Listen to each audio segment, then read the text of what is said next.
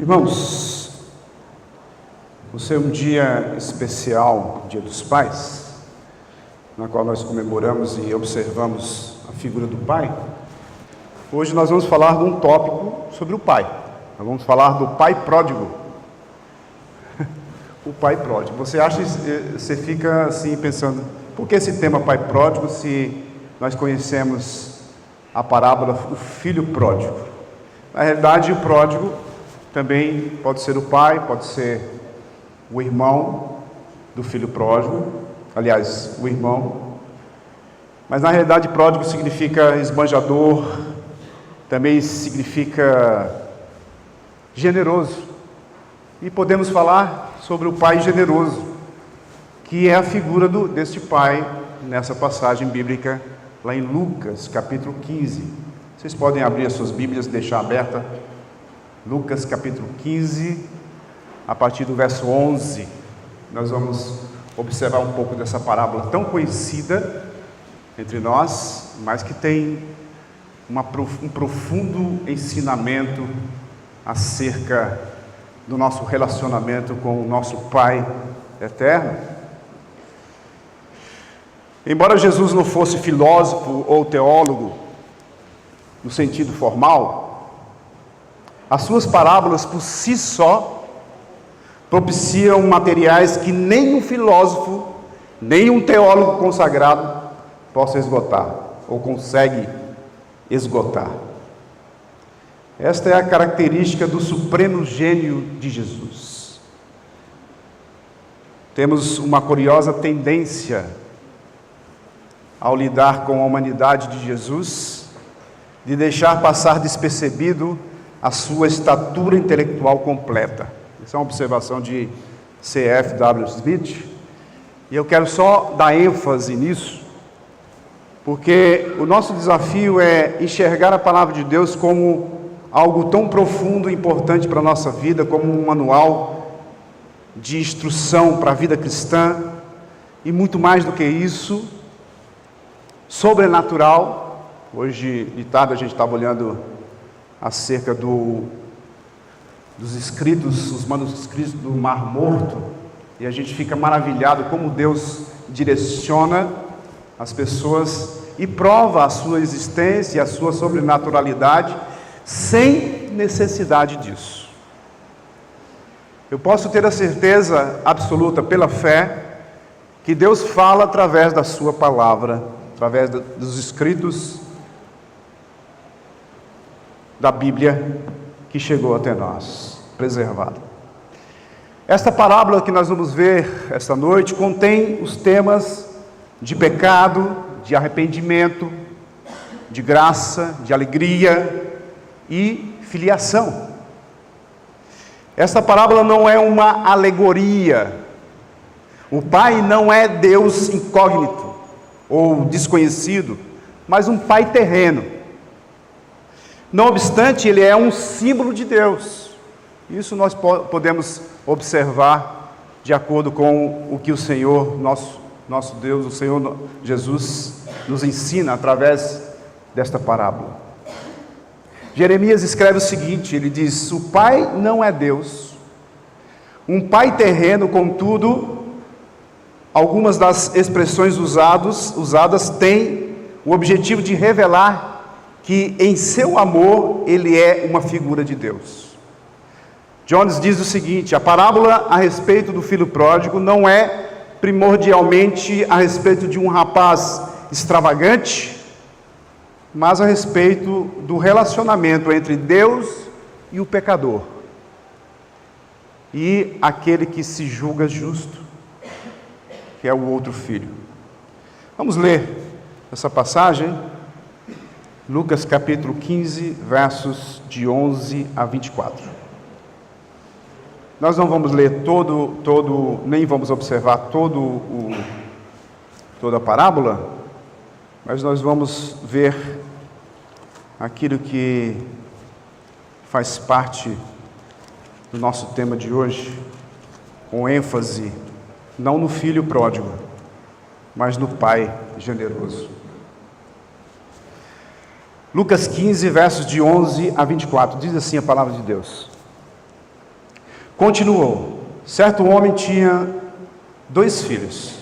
O mais moço disse ao pai: pai, dá-me a parte dos bens que me cabe.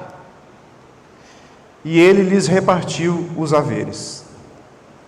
Passando não muitos dias, o filho mais moço, ajuntando tudo o que era seu, partiu para uma terra distante e lá dissipou todos os seus bens, vivendo dissolutamente. Depois de ter consumido tudo, sobreveio àquele país uma grande fome, e ele começou a passar necessidade. Então, ele foi e se agregou a um dos cidadãos daquela terra, e este o mandou para os seus campos a guardar porcos. Ali desejava ele fartar-se das alfarrobas que os porcos comiam, mas ninguém lhe dava nada. Então, caindo em si, disse: quantos trabalhadores de meu pai têm pão com fartura, e eu aqui morro de fome?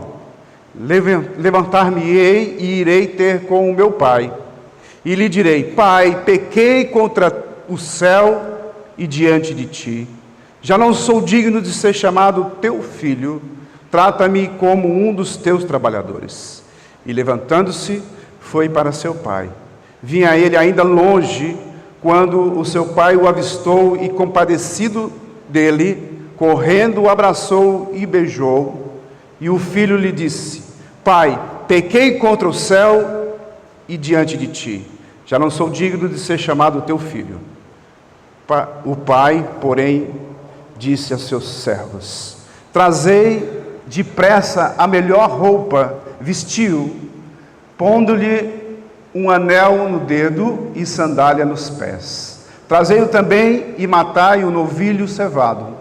Comamos e regozijamo-nos, porque este filho estava morto e reviveu. Estava perdido e foi achado. E começaram a regozijar-se. Vamos orar novamente. Senhor, nosso Deus e Pai, pela Tua graça e misericórdia, o Senhor nos concede o privilégio de poder falar e observar a Tua palavra. O Senhor esteja capacitando o Teu servo, que precisa muito da Sua ajuda. Que eu não venha a falar aquilo que saia somente da minha boca, mas que saia da Tua palavra através do Seu Santo Espírito que reina em nossas vidas. Que esta palavra possa nos edificar, Senhor, nos transformar.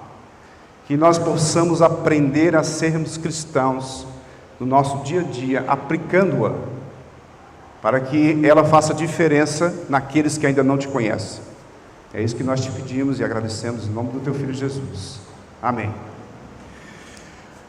Quando nós pensamos em pai, pensamos nos filhos, é óbvio,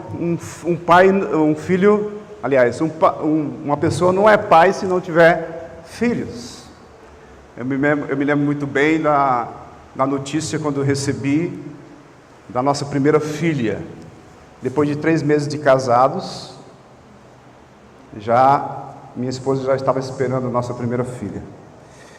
Eu me lembro de uma forma clara quando a peguei no colo pela primeira vez, já na maternidade ainda, e eu fiquei pensando: meu Deus, como Deus é maravilhoso, nos concede essa dádiva, e podemos ver nossos filhos nascendo, algo que é fantástico, que é fora do comum, que é sobrenatural, mas muitas vezes nós não conseguimos enxergar isso. Parece ser tão banal às vezes.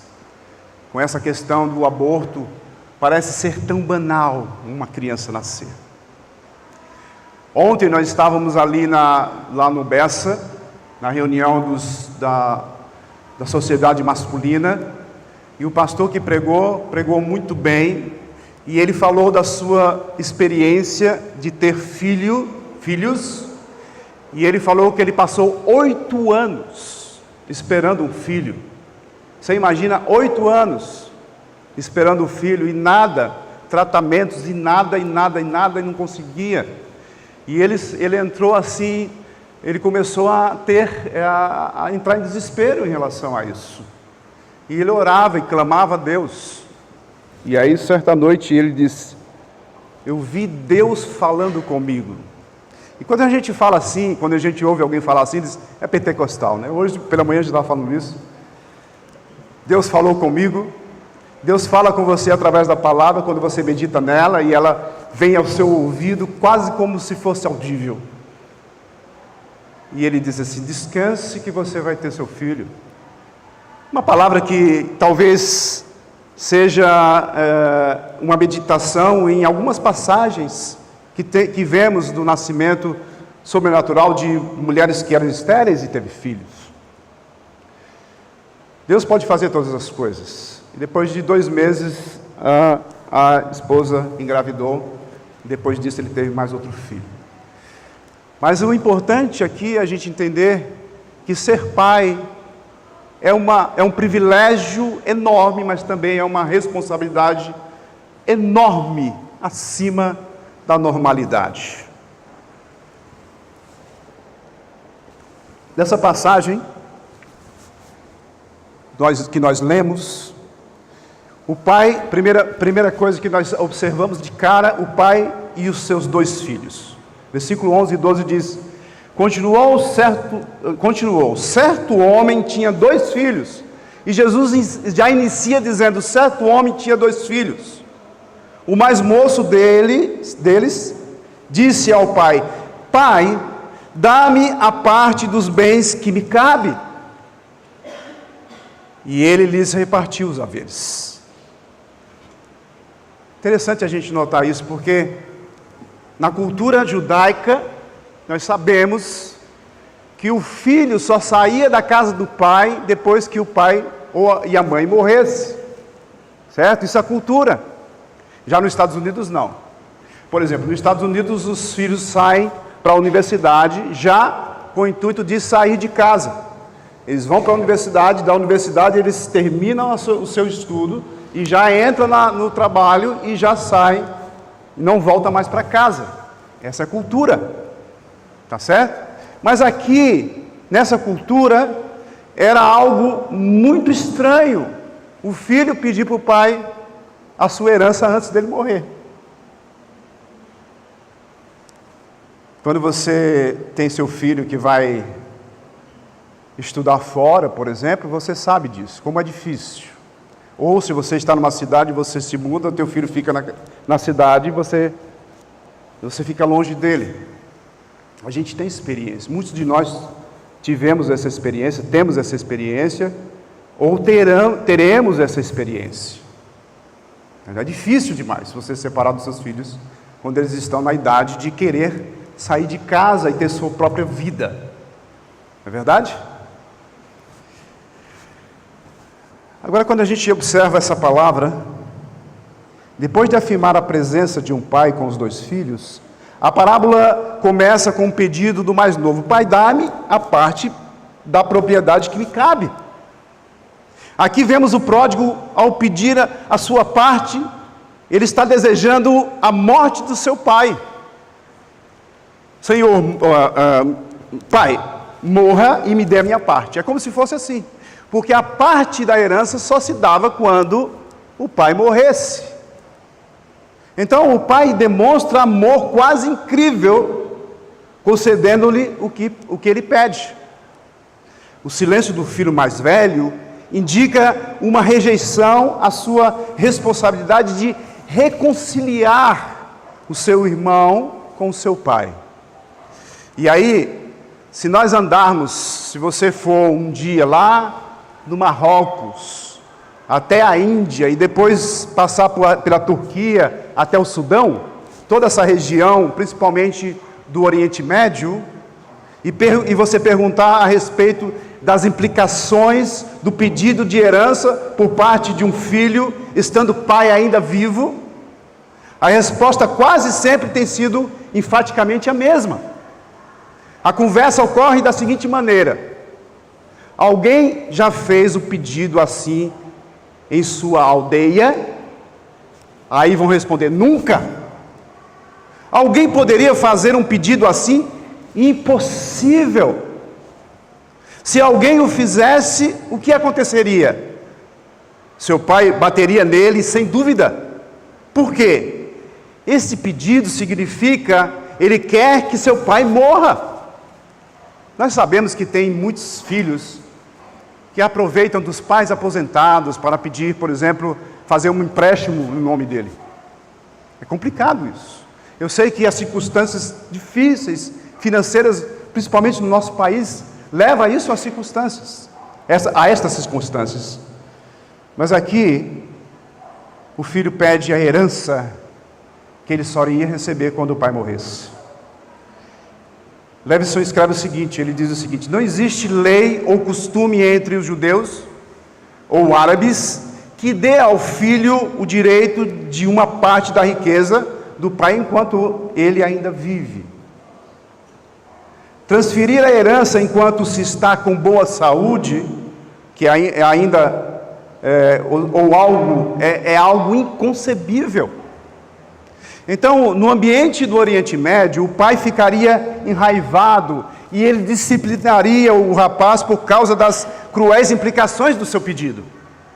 Então, todavia, o pai, aqui, desta história, de fato, cede ao filho a posse e a disposição dos bens. As reações do pródigo são ainda mais notáveis, porque o seu pedido é duplo. Ele quer a divisão da herança, o seu pedido lhe é concedido, mas isso não lhe dá o direito de propriedade, sem o direito de dispor do seu quilhão. Quer dizer, ele não vai receber na hora, ele só pode receber depois, ele não pode vender. Ele quer a parte dele, mas ele não pode fazer nada com ela. Mas o que acontece? A propriedade passa a ser dele, a parte dele, mas ele não pode vendê-la. Ele quer mais, e por isso pressiona o seu pai para lhe dar o direito de lhe dispor dela imediatamente. É interessante porque você olhando no texto, você não percebe isso, mas é isso, exatamente isso que acontece. Então, o pai nessa parábola está especialmente constrangido. Aqui o filho mais jovem o adquire esse direito de dispor da propriedade e, portanto, subentende-se que ele o exigiu. Do filho mais velho, se você olhar para a figura do filho mais velho, nós esperamos que ele haja de duas maneiras. Primeiro, ele deveria recusar-se a aceitar a sua parte em voz alta, com protesto contra as implicações pedidas do seu irmão. Mas o seu silêncio sugere fortemente que o seu relacionamento com o pai já não era como deveria ser. Então, o pai tem um problema com o filho mais novo e também tem um problema com o filho mais velho. Segundo espera-se do filho mais velho, não aceite a sua parte e desempenhe o papel de reconciliador, ele falha em ambos os casos. Então, estes fracassos indicam que o seu relacionamento, tanto com seu irmão quanto com seu pai, estão rompidos. Ambos os filhos fracassaram até mesmo em viverem juntos em unidade. Segundo ponto que a gente vê nessa passagem é que o pai e a partida do filho. Como se dá isso? Então, olhando lá o versículo 13, voltando lá para o nosso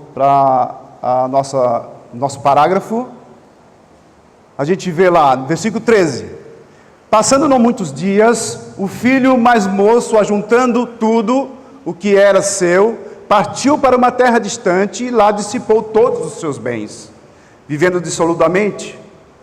Depois de ter consumido tudo, sobreveio àquele país uma grande fome, e ele começou a passar necessidades. Então, ele foi e se agregou a um dos cidadãos daquela terra, e este mandou para os seus campos aguardar porcos. Ali desejava ele fartar-se das alfarrobas que os porcos comiam, mas ninguém lhe dava nada. aqui nessa passagem é bem clara, e nós sabemos, nós temos em mente, já vimos muitas vezes, toda a trajetória do filho em relação àquilo que ele tinha, aquele bem que ele adquiriu.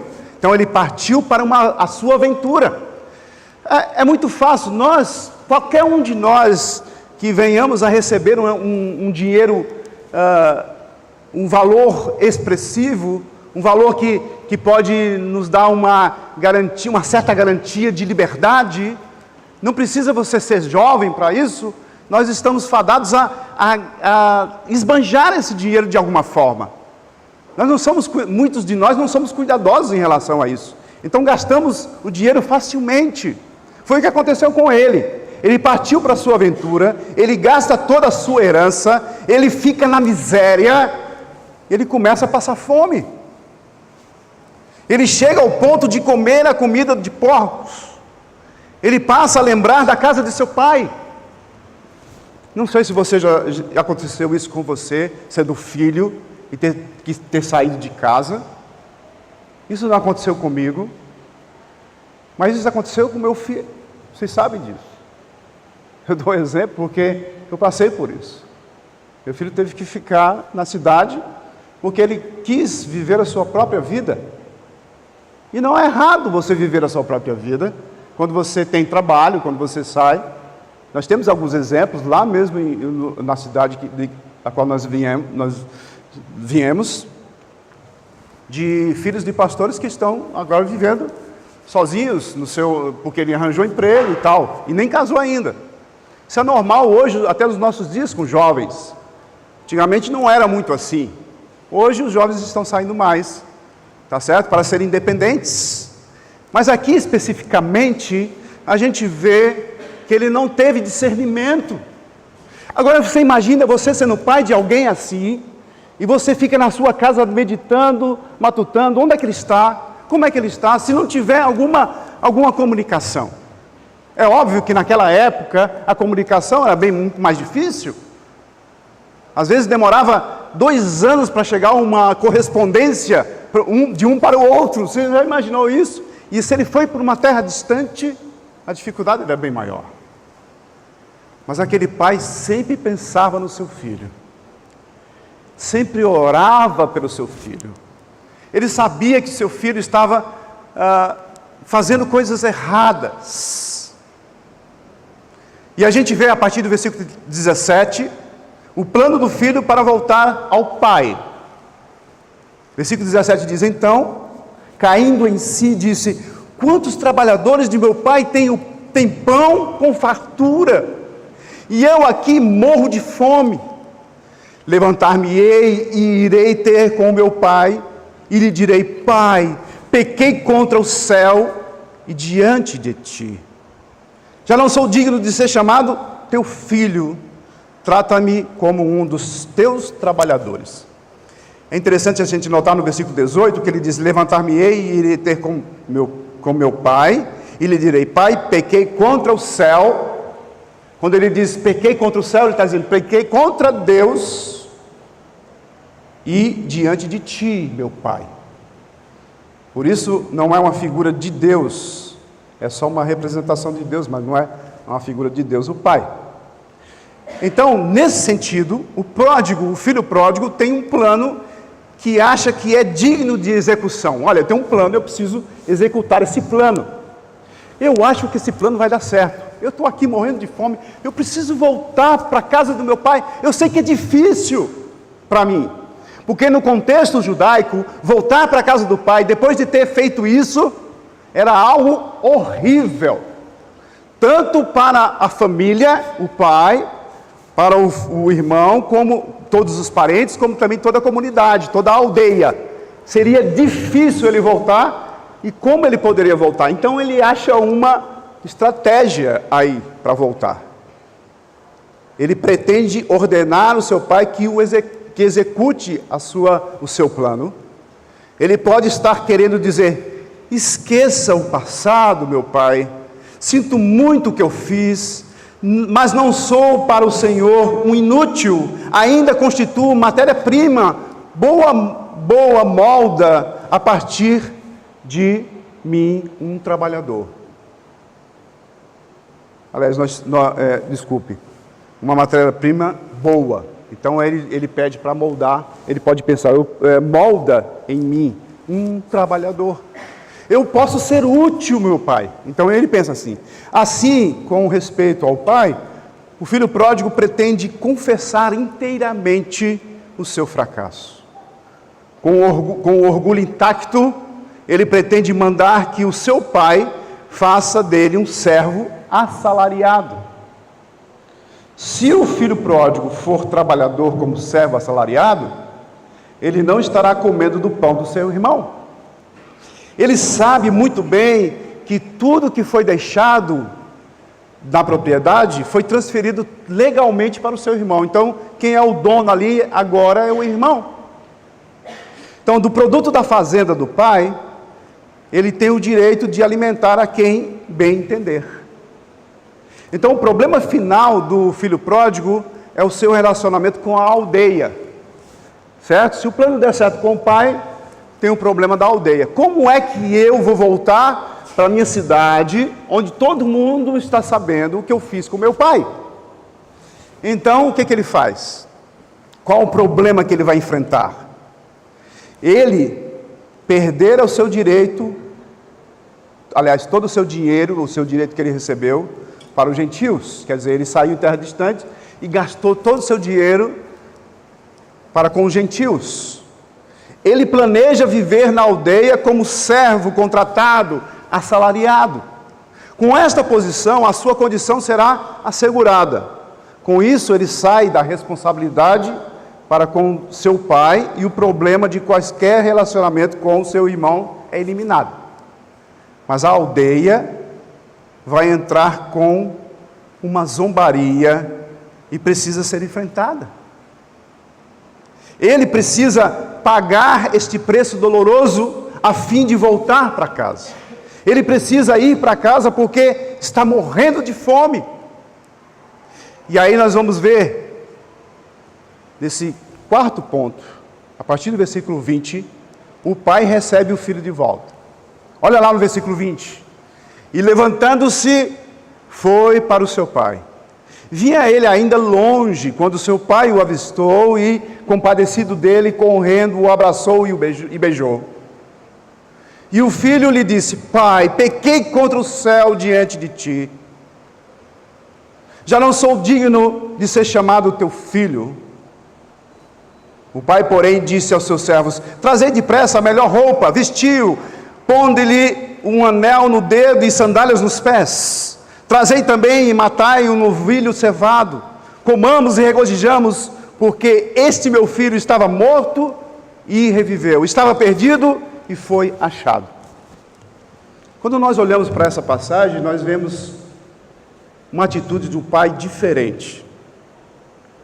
É lógico, e nós já sabíamos o que ia acontecer, porque você já leu essa passagem, já meditou nela.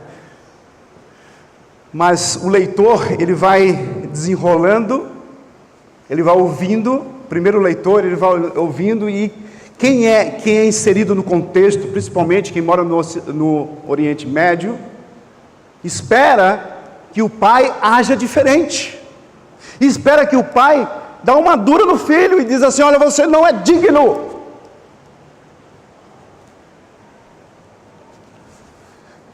E é interessante a gente notar como foi que o pai recebe o seu filho.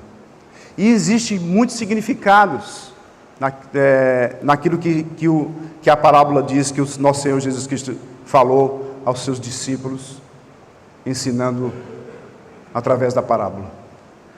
Quando o pródigo volta para casa, lembre-se de que ele perdeu a herança enquanto estava entre os gentios.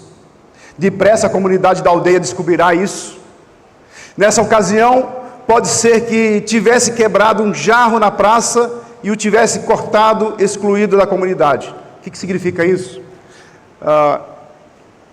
Quando alguém fazia alguma coisa errada na aldeia, na comunidade ali, e era expulsa de alguma forma, ou eles queriam apartar a comunhão com essa pessoa, eles iam até a praça, levavam um jarro e quebravam esse jarro. Significava que estava cortando os laços foi excluído daquela comunidade, aquela pessoa, quebrando o jarro na praça. Isso era um costume judaico daquela época. Então, provavelmente, eles já tinham feito isso. O que ele fizera fora coisa séria. E não apenas contra seu pai, mas contra a aldeia e todos os seus parentes. O filho quebrara os laços, não apenas com o pai e seu irmão, mas de maneira muito radical com a comunidade em geral. Para os rabis, arrependimento era primordialmente uma obra do homem que lhe assegurava o favor de Deus. Algumas vezes, o homem precisava do favor de Deus. Isso para os rabis, no judaísmo. Deus tinha que vir até a metade do caminho, da mesma forma que o homem percorria a outra metade. Então, Deus partia daqui, chegava até a metade, e esperava que o homem viesse até a outra metade, para demonstrar arrependimento, para concluir o arrependimento.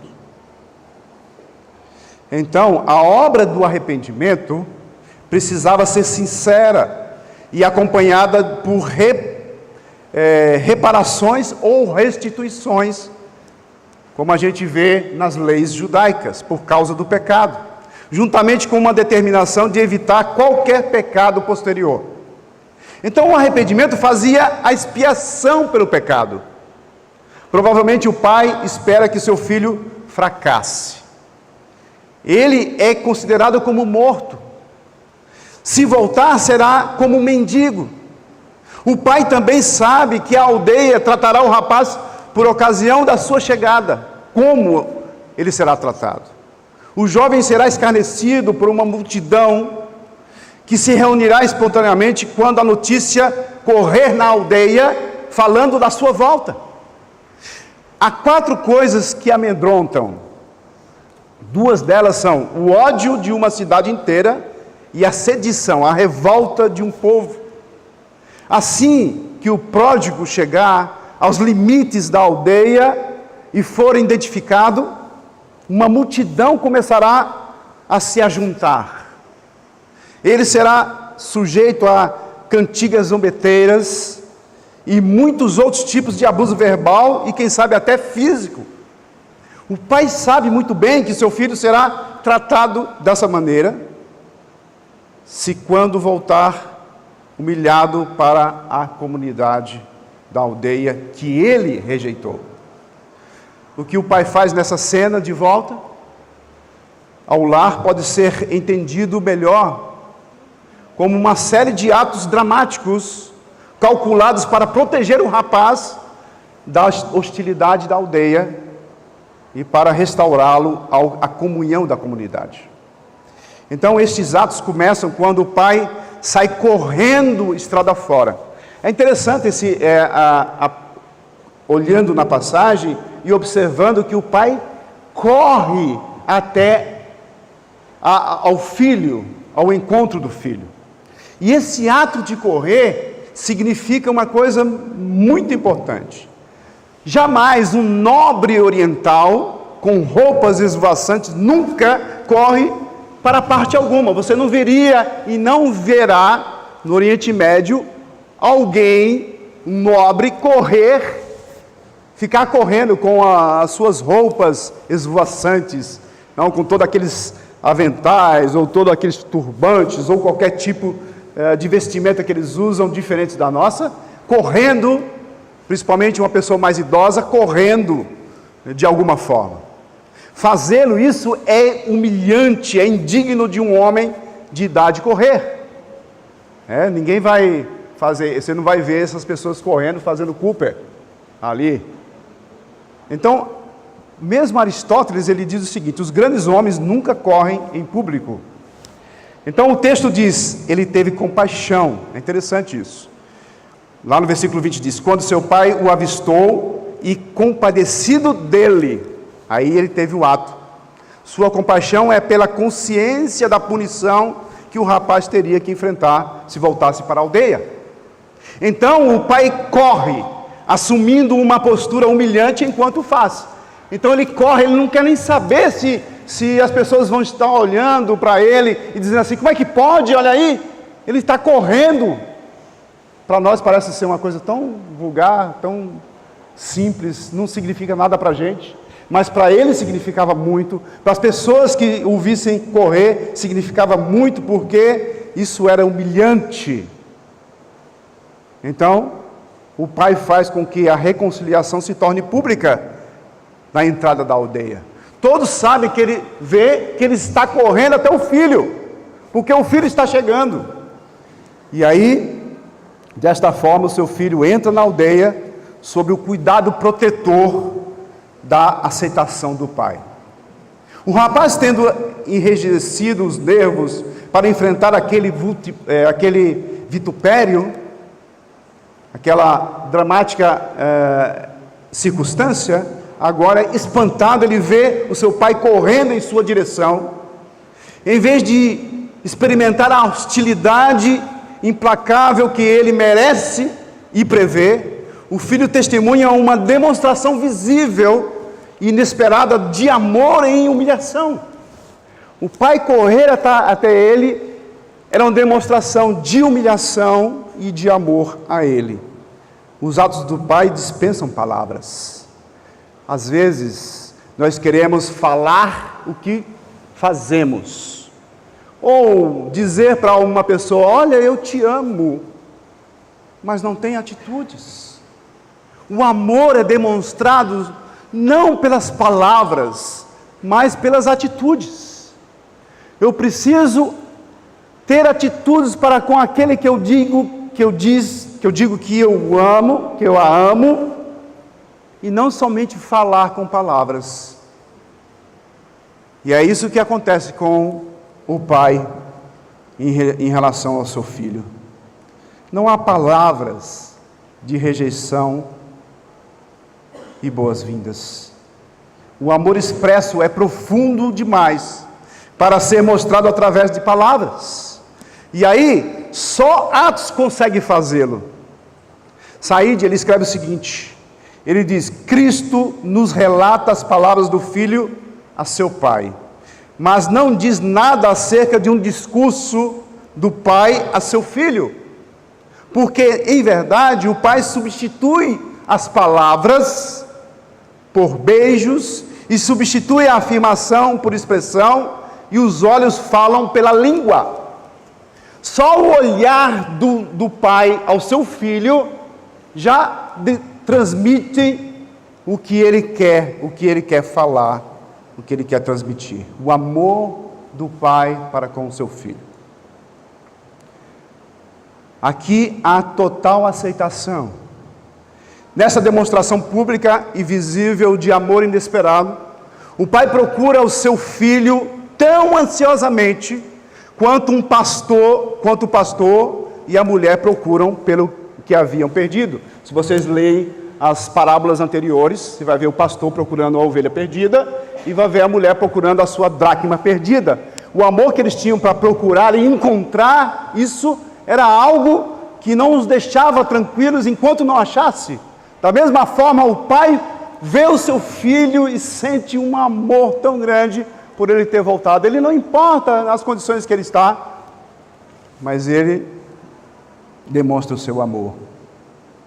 O beijo do pai impede o filho de beijar a sua mão ou o seu pé. É interessante a gente notar isso. Esta parte da afirmação é correta. Por exemplo, o rapaz teria beijado a mão do pai, ou talvez até seu pé, mas é impedido de fazê-lo, porque o beijo do pai não é sinal de igualdade, não, mas um pai oriental nunca é um igual para com seu filho, pelo contrário, é sinal de reconciliação e perdão.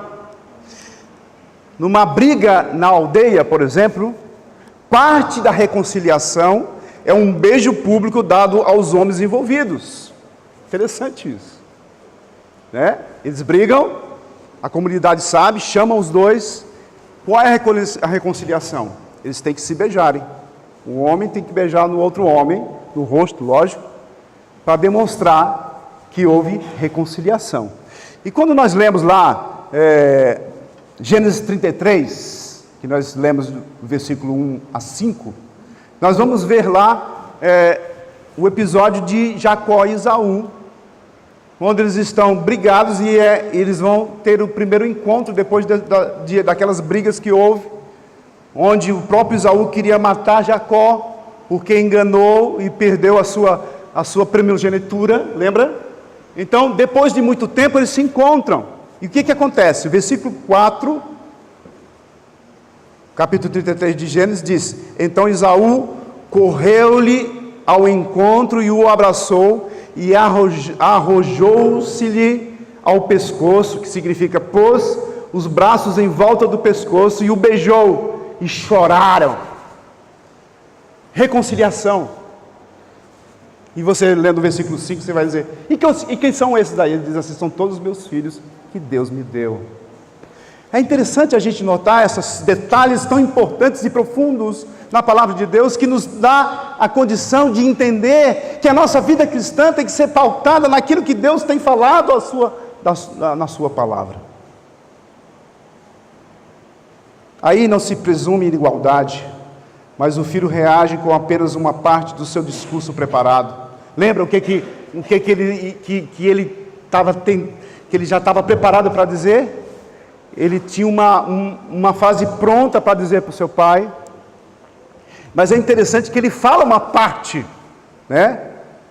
O ouvinte, o leitor, você que já leu, que já meditou na palavra, vai entender.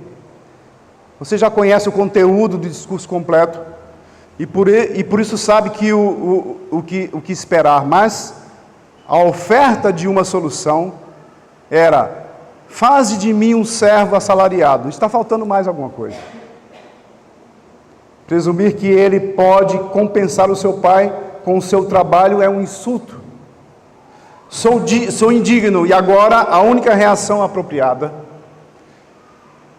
em seu famoso comentário dos evangelhos, escrito no século XI, ABN al-Ta'ibi dá algumas astutas ideias orientais acerca do texto. Ele escreve, porque ele conhece e ele é de lá. O texto diz: faze-me como um dos seus servos assalariados. Isso dá a entender que aqueles que se arrependeram, mas ainda não são dignos da posição de filhos, porque o seu arrependimento não é completo. O texto diz: e ele levantou-se e foi a seu pai. Isso significa que ele estava inclinado para Deus com arrependimento.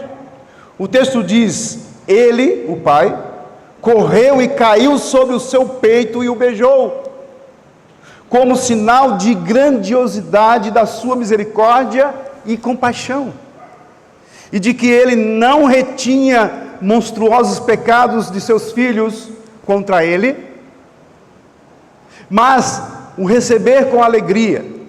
O texto diz: ele lhe disse: pai, pequei contra o céu e diante de ti, e não sou digno de ser chamado teu filho, porque tu és bom e eu sou mau. Não diz isso, diz que ele estava decidido, e se encontrasse com seu pai, a dizer-lhe: faz de mim uns dos teus servos assalariados. Mas ele não disse isso. Dizemos que ele não disse isso por ter visto o amor de seu pai. Quer dizer, ele chega e diz assim: olha, pequei contra ti, pequei contra os céus. Mas aí quando ele vai dizer assim: faça de mim um dos teus servos, dos teus trabalhadores, ele não diz. Por que ele não diz? Porque o pai já veio dando perdão a ele, e ele não completa a frase que ele queria dizer. Então, nesse comentário de ABN al-Ta'ibi, ele afirma que o plano de ser servo assalariado tinha algo a ver com arrependimento incompleto ou parcial. As boas-vindas do pai são claramente um derramamento de graça. É interessante porque ele não se arrependeu realmente. Ele queria sanar o seu problema com o pai, com o irmão, com a comunidade. e dizer: olha, se eu for um empregado do meu pai, eu resolvo o meu problema com todos eles. Na realidade, irmãos, o jovem, o filho pródigo, ele não tinha se arrependido verdadeiramente, até que o pai olha para ele de longe, corre até ele, dá um beijo nele e faz muito mais coisas. Ele se desmancha e diz: como pode meu pai me perdoar por tudo o que eu fiz com ele?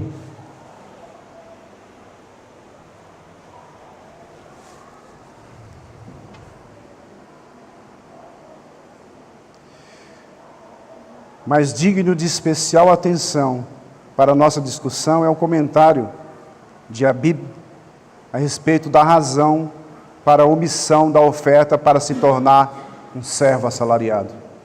Ele diz que o pródigo mudou de ideia por ter visto o amor do Pai.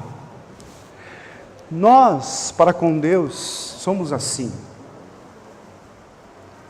Nós queremos fazer alguma coisa para Deus, para que Ele se alegre e nos perdoe.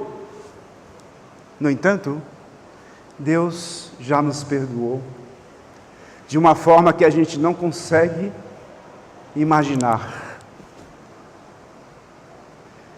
Eu não preciso fazer alguma coisa para Deus me agraciar, porque Ele vem antes de mim, Ele me ama primeiro, Ele me dá aquilo que eu mais necessito, Ele me deu a vida eterna, Ele é meu Pai, que não olha as circunstâncias, que não olha o que eu fiz contra Ele. Ele perdoa e nos ama incondicionalmente. Então, o arrependimento total aconteceu como resultado de uma demonstração de amor. Depois do arrependimento e da confissão do pródigo, o pai vira-se para dirigir-se aos seus servos. Os servos estão ali na estrada com a multidão. Eles recebem ordens de vestir o filho como os servos fazem com um rei, a melhor roupa, e essa roupa não era do próprio pai. Não lhe é dito para ir e banhar-se e mudar de roupa. Esta ordem de vestir o pródigo assegura um respeito apropriado da parte dos servos. Eles esperam algum indício da parte do pai. Eles estão na expectativa que lhe diga como tratar o filho. Se o pai tivesse indicado desprazer tão somente com um indiferente encolher de ombros, os servos não teriam feito por ele. Então a melhor roupa é do pai.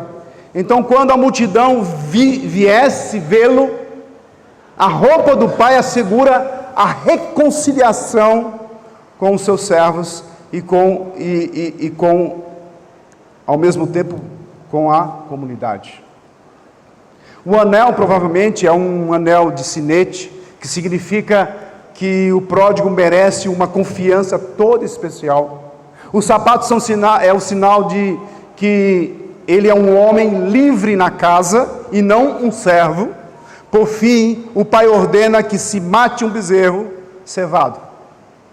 Isso significa que a parte da aldeia, ou mesmo, se não todos da aldeia, estariam presentes naquela noite. Os aldeões do Oriente Médio têm preservado costumes como este, desde a antiguidade.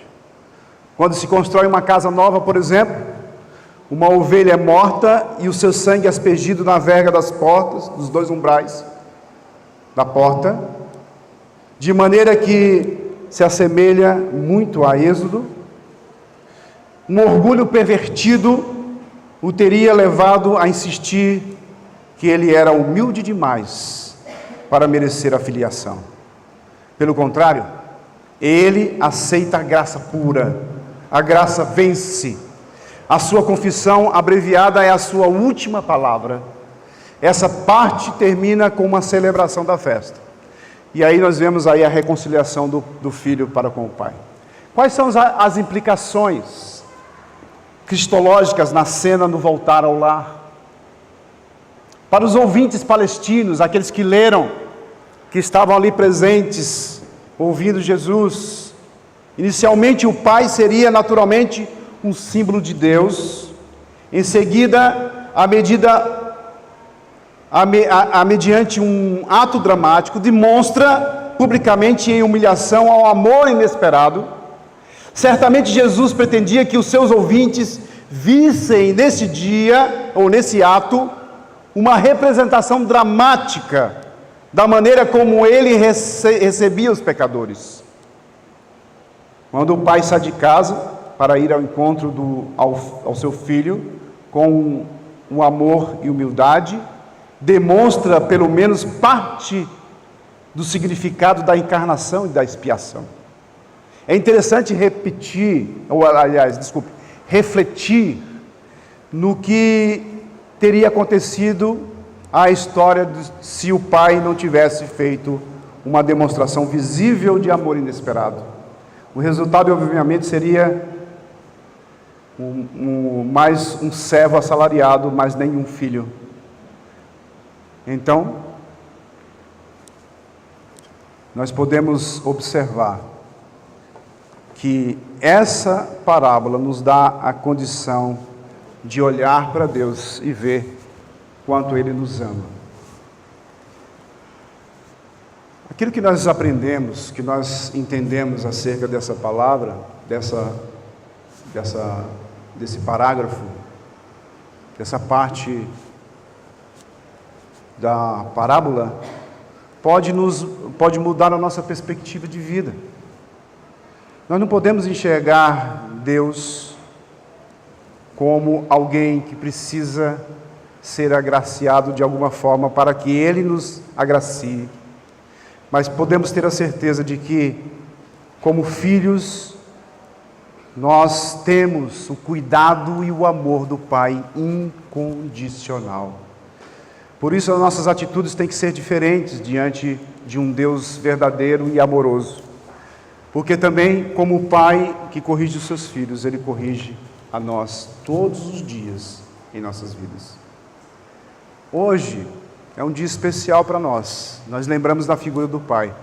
Muitos de nós já perdemos os nossos pais. Eu perdi meu pai há muitos anos atrás. Quando eu penso no meu pai naquela época, eu penso assim, nas dificuldades que tivemos, e num relacionamento que não foi tão profundo.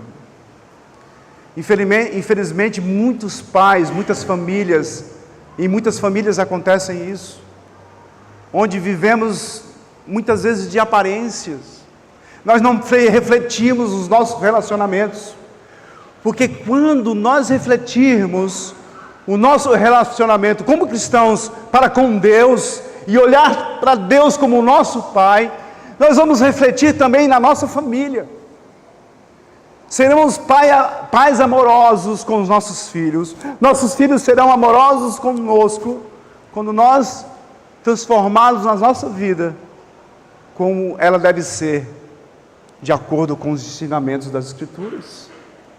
Será que eu e você, inseridos em nossas famílias, não temos dificuldades em enxergar a grandeza, a força, o poder de Deus em nossas vidas, para transformarmos, para entendermos que a nossa vida cristã é uma dádiva, que eu e você tivemos o privilégio de sermos alcançados pelo Pai, que veio correndo até nós, e nos beijou e nos deu tudo o que nós precisávamos, para sermos filhos dele, e não sermos mais um assalariado, um servo sofredor, trabalhador, sem conseguirmos nada, porque Deus, na sua infinitude, no seu poder, nos dá tudo o que precisamos, todos os dias na nossa vida. A figura do Pai na família tem que ser a figura do Pai da eternidade, Pai da paz, o Pai de Cristo, o nosso Pai, que nos deu a vida eterna. Que Deus esteja abençoando a nossa vida, a sua vida, que você possa refletir naquilo que você ouviu em relação às atitudes do Pai para com o seu filho, que é uma figura, uma representatividade de Deus para com os pecadores. Nós somos pecadores, nós fazemos coisas erradas contra Deus, mas Deus, na sua bondade e no seu amor para conosco, nos corrige. Ele é capaz de nos corrigir com braço forte. Ele pode nos afligir de uma forma que nós achamos que não podemos nem suportar. Mas no momento certo Ele diz: venha até mim, que eu vou te dar um beijo e vou te dar aquilo que você mais precisa. A paz que só Cristo nos dá e a vida eterna em Cristo Jesus. Que nós venhamos a refletir em tudo isso. Que esse dia seja um dia especial para nossas famílias, em honrar os nossos pais, como hoje pela manhã eu fui honrado, e não merecia isso, não mereço nada. Deus me dá muito mais do que eu mereço, e às vezes, nas pequenas coisas, nós não conseguimos observar o amor de Deus para conosco, o amor do Pai para com o Filho, o amor do Filho para com o Pai. Eu quero agradecer pelo meu Deus, que trouxe meu filho de volta. Amém? Senhor nosso Deus e Pai, obrigado pelo Teu amor, pela Tua bondade e misericórdia em nossa vida. Que a Tua palavra penetre nos nossos corações,